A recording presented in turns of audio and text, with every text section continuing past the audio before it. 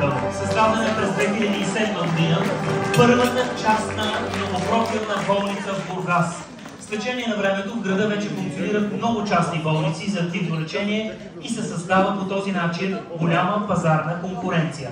При тези условия Life Hospital успява да поддържа изключително високо ниво на развитие и да предлага висококачествен продукт в здравеопазването, да инвестира в закупуването на нова техника, медицинска апаратура, повишаване на професионалната квалификация на лекарите и специалистите по здравни грижи.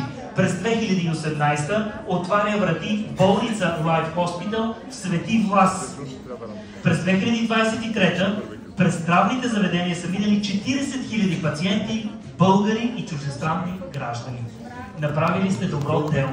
Заповядайте. Благодаря ви. Добър вечер на всички. За мен е изключително чест и удоволствие да бъда тази вечер тук сред вас. Поздравления за всички наградени. Бъдете здрави. Като типичен представител на болница. Пожелавам успех на всички. Продължавайте да се развивате, да вървите нагоре и само напред. Тази награда не е за мен, аз я получавам като част от екипа.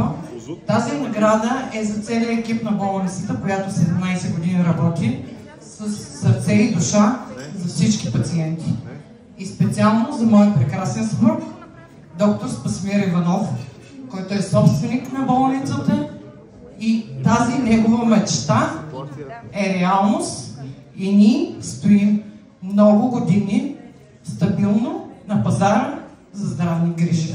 Благодаря ви, прекрасна вечер на всички. Вирджиния Иванова.